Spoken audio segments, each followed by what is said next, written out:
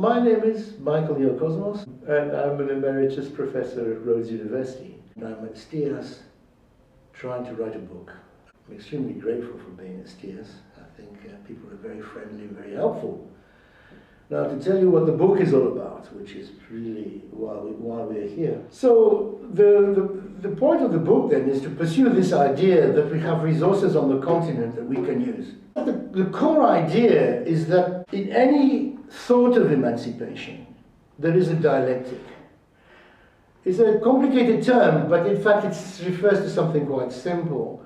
And that is that there is a contradiction between the world that we live in and the ideas that we may have. And that the world that we live in is based on interests and differences and identities, but that liberation and freedom and emancipation is for all. In other words, there's an idea of universal humanity that is central to the whole idea of human emancipation. And just to say that what the book is trying to do is to show how in various African cultures the potential is available for thinking universal humanity. The most well known here, of course, is the idea of Ubuntu. But Ubuntu has been seen mainly as a moral issue about doing right or wrong and so on.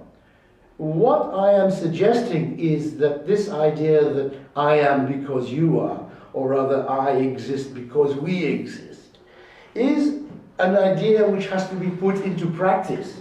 It has to be activated, and it can only be activated collectively through some kind of political action.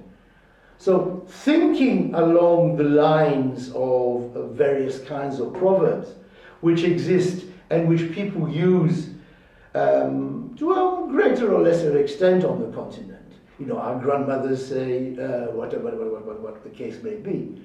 We can see that, in fact, there are ideas of universality, of universal freedom and equality, which come out of African conceptions of life.